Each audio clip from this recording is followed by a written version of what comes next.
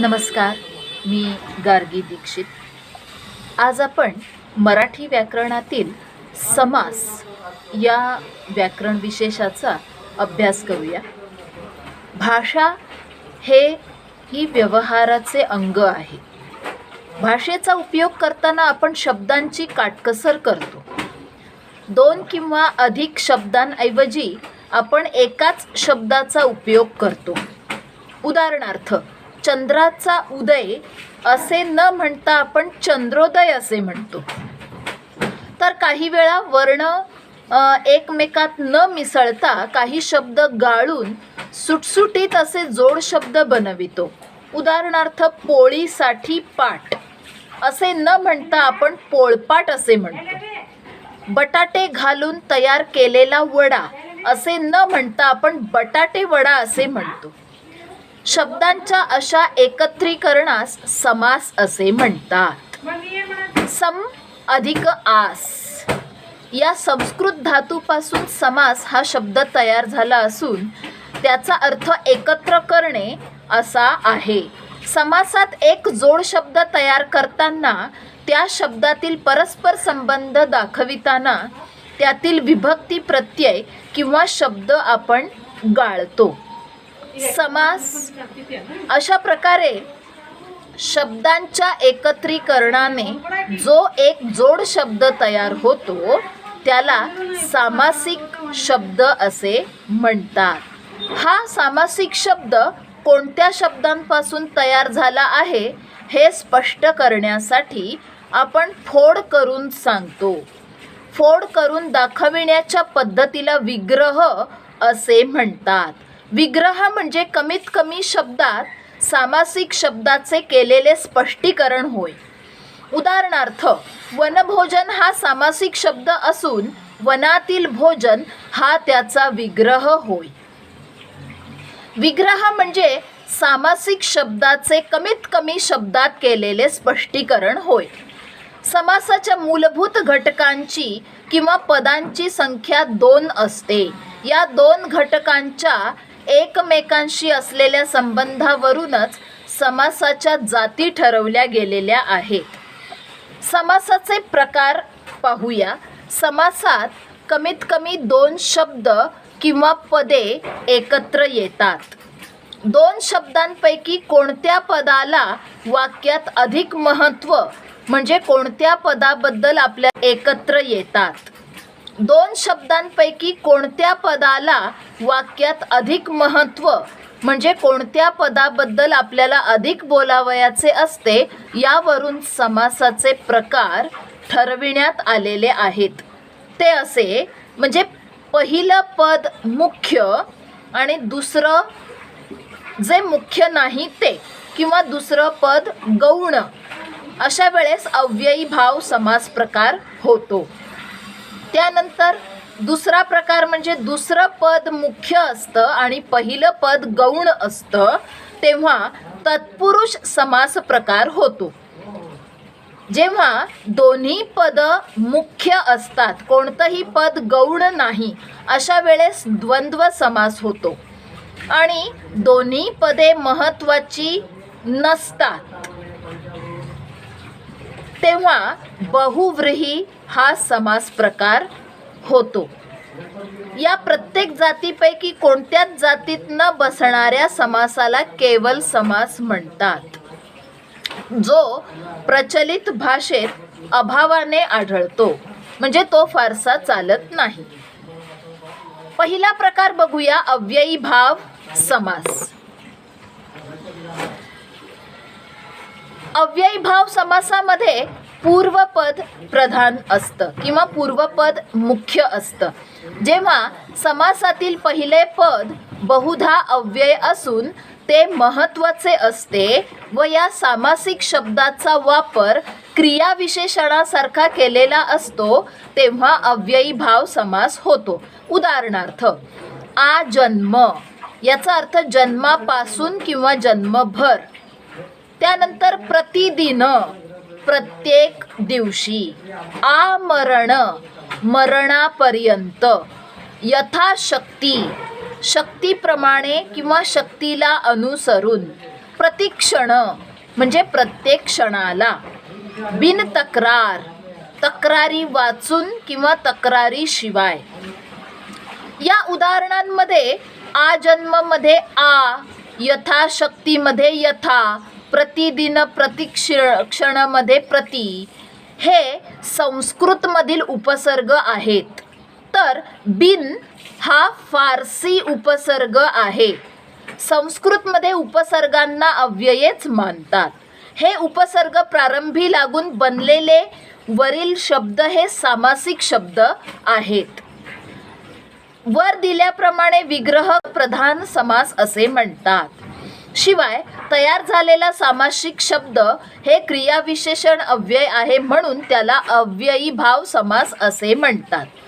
संस्कृतप्रमाणे फारसी भाषेतील उपसर्ग प्रारंभी येऊन अव्ययी भाव समासाची मराठीत पुष्कळ उदाहरणे आहेत. उदाहरणार्थ दररोज, हर घडी, बिनधोक, बेलाशक, गैरशिस्त, गैरवाजवी, बरहुकुम, दरमजल, बिनशर्त, बेमालूम, गैरहजर ही त्यांची उदाहरणं आहेत. मराठीत शब्दांची द्विरुक्ती होऊन बनलेले जोड शब्द क्रियाविशेषणाप्रमाणे वापरले जातात. उदाहरणार्थ गावोगाव, जागोजाग, गल्लोगल्ली, पदोपदी, घरोघर, दारोदार, रस्तोरस्ती, दिवसेंदिवस, पावलोपावली ही उदाहरणे होत. या शब्दात संस्कृत किंवा फारसी अव्ययी भाव समासाप्रमाणे प्रारंभीचा शब्द अव्यय नाही. काही शब्दातील प्रथम पदाच्या अंती ओकार आलेला आहे तरी एकंदरीत त्याचे स्वरूप क्रियाविशेषण अव्ययाचे असल्यामुळे ही मराठीतील अव्ययी भाव समासाची उदाहरणे होत. घरोघर, यथाकाल, प्रतिदिन यांसारखे समास घरोघरी, यथाकाली, प्रतिदिनी याप्रमाणे विकल्पाने सप्तमी स्वरूपातही आढळतात तेव्हाही अव्ययेच असतात. त्यानंतर आपण दुसरा प्रकार पाहूया, द्वंद्व समास. ज्या समासातील दोन्ही पदे अर्थदृष्ट्या प्रधान म्हणजे उभय पद प्रधान, उभय म्हणजे दोन्ही पदे प्रधान म्हणजे समान दर्जाची असतात त्यास द्वंद्व समास असे म्हणतात. आणि व, अथवा, किंवा या उभयान्वयी अव्ययांनी ही पदे जोडलेली असतात. उभय पद प्रधान म्हणजे ज्यात दोन्ही घटकांचा अर्थ मुख्यतः सारखाच महत्त्वाचा असतो. उदाहरणार्थ राम लक्ष्मण, राम आणि लक्ष्मण. पाप पुण्य, पाप किंवा पुण्य. विटी दांडू, विटी आणि दांडू. द्वंद्व समासाचे 3 प्रकार आहेत. एक इतरेतर द्वंद्व समास, दुसरा वैकल्पिक द्वंद्व समास आणि तिसरा समाहार द्वंद्व समास. पैकी इतरेतर द्वंद्व समास म्हणजे काय ते पाहूया. ज्या समासाचा विग्रह करताना आणि व या समुच्चयबोधक उभयान्वयी अव्ययांचा उपयोग करावा लागतो, समुच्चयबोधक उभयान्वयी अव्ययांचा उपयोग करावा लागतो त्यास इतरेतर द्वंद्व समास असे म्हणतात. सर्व घटकांना समान महत्त्व असते म्हणून इतरेतर द्वंद्व हा समास अनेकवचनी असतो. उदाहरणार्थ आई बाप, आई आणि बाप. हरिहर, हरी आणि हर. तसेच स्त्री पुरुष, अहि नकुल, 21, कृष्णार्जुन, बहीण भाऊ, माय लेकरे, ब्रह्म विष्णू महेश, विटीदांडू, कुलूप किल्ली इत्यादी. द्वंद्व समासाचा दुसरा प्रकार म्हणजे वैकल्पिक द्वंद्व समास. ज्या समासाचा विग्रह करताना किंवा, अथवा, वा या विकल्प दाखविणाऱ्या उभयान्वयी अव्ययांचा उपयोग करावा लागतो त्यास वैकल्पिक द्वंद्व समास असे म्हणतात. प्रायः दोन्ही पदे विरुद्ध अर्थाची असतात. उदाहरणार्थ खरे खोटे, खरे किंवा खोटे. 3-4, 3 किंवा 4. बरे वाईट, बरे किंवा वाईट. पास नापास, पास किंवा नापास. तसेच पाप पुण्य, धर्माधर्म, न्यायान्याय, सत्यासत्य ही वैकल्पिक द्वंद्व समासाची उदाहरणे होत. तिसरा प्रकार म्हणजे समाहार द्वंद्व समास. ज्या समासातील पदाचा विग्रह करताना त्यातील पदांच्या अर्थाशिवाय त्याच जातीच्या इतर पदार्थांचाही त्यात समावेश म्हणजेच समाहार केलेला असतो त्यास समाहार द्वंद्व समास असे म्हणतात. उदाहरणार्थ मीठ भाकर, मीठ भाकरी व साधे खाद्यपदार्थ. चहा पाणी, चहा पाणी व फराळाचे इतर पदार्थ. भाजीपाला, भाजी पाला व मिरची कोथिंबीर यांसारख्या इतर वस्तू. अंथरूण पांघरूण, अंथरण्यासाठी व पांघरण्यासाठी लागणाऱ्या वस्तू व इतर कपडे. तसेच बाजार हाट, पालापाचोळा, केर कचरा, कपडा लत्ता, पानपत्रावळ, घरदार इत्यादी. समासाच्या या प्रकारात समासात आलेल्या आणि त्या जातीच्या इतर वस्तूंच्या समुदायास महत्त्व नसते, म्हणून हा समास एकवचनी असतो. कागद बिगत, शेजारी पाजारी यांसारखे प्रायः अर्थहीन म्हणजे उत्तर पदाला स्वतंत्र अर्थ नसलेले शब्द घटकांनी युक्त शब्द समास नाहीत. हे अभ्यस्त शब्द होत. उदाहरणार्थ खाणा खुणा, ओळख पाळख. तर अशा प्रकारे हा आपण आता द्वंद्व समास प्रकार पाहिला. त्या स्वतंत्र अर्थ नसलेले शब्द घटकांनी युक्त शब्द समास नाहीत. हे अभ्यस्त शब्द होत. उदाहरणार्थ खाणा खुणा, ओळख पाळख. तर अशा प्रकारे हा आपण आता द्वंद्व समास प्रकार पाहिला. त्यानंतर बहुव्रीही समास. बहुव्रीही या शब्दाचा अर्थ शेतकरी किंवा धान्य संपन्न गृहस्थ असा आहे. बहु म्हणजे पुष्कळ, व्रीही म्हणजे तांदूळ किंवा धान्य. माझे कोकणातील मामा बहुव्रीही आहेत असा जेव्हा मी शब्द प्रयोग करतो तेव्हा बहुव्रीही या जोड शब्दातील बहुबद्दल मी बोलत नाही किंवा व्रीही म्हणजे धान्याबद्दल मी बोलत नाही, तर पुष्कळ धान्य ज्यांच्याजवळ आहे अशा मामांच्या बद्दल मी बोलतो.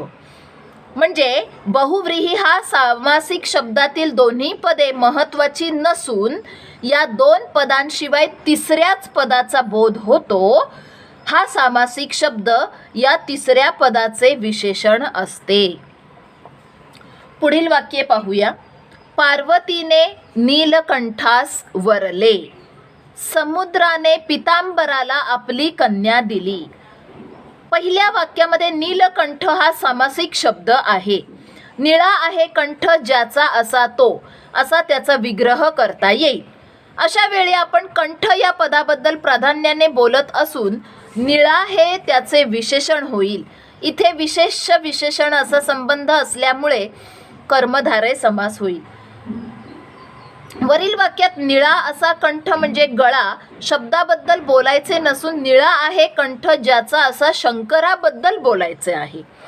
म्हणजे या सामासिक शब्दातील दोन्ही पदांवरून तिसऱ्या पदाचा बोध होतो व नीलकंठ हे शंकर या तिसऱ्याच नामाचे विशेषण आहे. दुसऱ्या उदाहरणामध्ये पितांबर या दुसऱ्या वाक्यातील शब्दाची तीच गोष्ट आहे. पितांबर म्हणजे पीत पिवळे असे वस्त्र. यातील वस्त्राबद्दल फक्त बोलायचे असल्यास हा कर्मधारय समास होतो. पण समुद्राने पितांबराला आपली मुलगी दिली या वाक्यातील पितांबर म्हणजे पिवळे वस्त्र असा अर्थ घ्यावयाचा नसून पितांबर म्हणजे विष्णू असा इथे अर्थ घ्यायचा आहे. म्हणजे पितांबर, पीत व अंबर या दोन्ही शब्दांना इथे प्राधान्य नसून या दोन शब्दांवरून पिवळे अंबर वस्त्र आहेत ज्याचा असा तो विष्णू या तिसऱ्या पदालाच महत्त्व आहे आणि पितांबर हे विष्णू या निराळ्याच पदाचे विशेषण आहे. म्हणून ज्या समासातील दोन्ही पदांना प्राचा ज्या वेळी बोध होतो त्यास बहुव्रीही समास असे म्हणतात. बहुव्रीही समासाचे मुख्य प्रकार 4 आहेत. पहिला विभक्ती बहुव्रीही समास, सहबहुव्रीही समास, नय बहुव्रीही समास व प्रादी बहुव्रीही समास. पैकी पहिला प्रकार म्हणजे विभक्ती बहुव्रीही समास. बहुव्रीही समासाचा विग्रह करताना शेवटी एक संबंधी सर्वनाम येते. उदाहरणार्थ लक्ष्मीकांत, लक्ष्मीचा जो कांत आहे तो षष्ठी. गजानन, गजाचे आहे आनन ज्याला तो, ज्याला चतुर्थी. जितेंद्रिय, जित म्हणजे जिंकली आहेत इंद्रिये ज्याने, तो ज्याने तृतीया. वरील विग्रहात जो, ज्याला, ज्याने अशी संबंधी सर्वनामांची रूपे आली आहेत. हे संबंधी सर्वनाम ज्या विभक्तीत असते तिचेच नाव या समासाला दिले जाते. म्हणून वरील तीनही सामासिक शब्द अनुक्रमे षष्ठी, चतुर्थी व तृतीया बहुव्रीही समासाची उदाहरणे आहेत. विभक्ती बहुव्रीही चे प्रकार तक्त्यामध्ये दिलेली आहेत, ते मी फोटोमध्ये तुम्हाला पाठवते. या विभक्ती बहुव्रीही समासाचे दोन प्रकार आहेत, समानाधिकरण बहुव्रीही व व्यधिकरण बहुव्रीही. बहुव्रीही समासाचा विग्रह करताना त्यातील दोन्ही पदे जेव्हा एकाच विभक्तीत असतात तेव्हा त्याला समानाधिकरण बहुव्रीही असे म्हणतात. उदाहरणार्थ, भक्त प्रिय, भक्त आहे प्रिय ज्याला तो देव. आणि ज्या बहुव्रीही समासाचा विग्रह करताना यातील दोन्ही पदे जेव्हा भिन्न किंवा वेगवेगळ्या विभक्तीत असतात तेव्हा त्यास व्यधिकरण बहुव्रीही असे म्हणतात. उदाहरणार्थ, पद्मनाभ, पद्म आहे नाभित म्हणजे बेंबित ज्याच्या असा तो विष्णू. चक्रपाणी, चक्र आहे पाणीत म्हणजे हातात ज्याच्या तो म्हणजे सुद्धा विष्णू. नय बहुव्रीही समास, अनंत, नाही अंत ज्याला तो म्हणजे परमेश्वर. नीरस, नाही रस ज्यात ते काव्य. वरील उदाहरणे बहुव्रीही समासाची आहेत, पण या सामासिक शब्दांचे पहिले पद नकारदर्शक आहे. बहुव्रीही समासाचे पहिले पद अ, अन, न, नी असे नकारदर्शक असेल तर त्यास नय बहुव्रीही समास असे म्हणतात. उदाहरणार्थ अव्यय, अनेक, नपुंसक, अनादि, निर्धन, निःशब्द, निरोगी इत्यादी. सहबहुव्रीही समास पुढचा प्रकार म्हणजे उदाहरणार्थ सादर, याचा अर्थ आदराने सहित असा जो नमस्कार. सहकुटुंब, कुटुंबाने सहित असा जो गृहस्थ. या उदाहरणांमध्ये सामासिक शब्दांचे पहिले पद सह असे अव्यय आहे. मात्र हा सामासिक शब्द विशेषण असला तर त्याला सहबहुव्रीही समास असे म्हणतात. हा शब्द क्रियाविशेषणासारखा वापरला तर अव्ययी भाव समास होतो. उदाहरणार्थ सनाथ, सहपरिवार, सुपुत्र, सफल, सरूप, सुवर्ण, सचैल, सानंद, सबल इत्यादी. प्रादि बहुव्रीही समास. बहुव्रीही समासाचे पहिले पद जर प्र, परा, अप, दूर, सु, वि अशा उपसर्गांनी युक्त असेल तर त्यास प्रादि बहुव्रीही समास असे म्हणतात. प्रादीचा अर्थ आहे प्र आदी उपसर्ग असलेले शब्द. उदाहरणार्थ सुलोचना, निर्धन, विरागी, दुर्गुणी, प्राज्ञ असे हे समासाचे प्रकार आहेत की ज्याचं उपसर्गांनी सुरुवात होते. समासविषयी काही महत्त्वाच्या गोष्टी म्हणजे ज्या आपण आत्ता पाहिल्या. एकाच सामासिक शब्दाचे विग्रह वेगवेगळ्या प्रकारे करता येतात. अशा वेळेस अर्थास अनुसरून विग्रह करावा व समास ठरवावा लागतो. असत्य, नाही सत्य ते, सत्य नसलेला म्हणजे नय तत्पुरुष समास. असत्य म्हणजे ज्यात सत्य नाही असे भाषण म्हणजे नय बहुव्रीही. हा फरक आहे तत्पुरुष आणि बहुव्रीही समासामध्ये. तर अशा प्रकारे आजच्या समास या भागामध्ये आपण अव्ययी भाव समास की ज्याची सुरुवात अव्ययाने होते असा प्रकार पाहिला. त्यानंतर द्वंद्व समास पाहिला, द्वंद्व समासाचे उपप्रकार पाहिले आणि त्यानंतर बहुव्रीही समास पाहिला की ज्याच्यामध्ये पहिलं दुसरं पद महत्त्वाचं नसून तिसरंच पद महत्त्वाचं असतं, त्याला बहुव्रीही समास म्हणतात आणि त्याचे आपण उपप्रकार सोदाहरण पाहिले. धन्यवाद.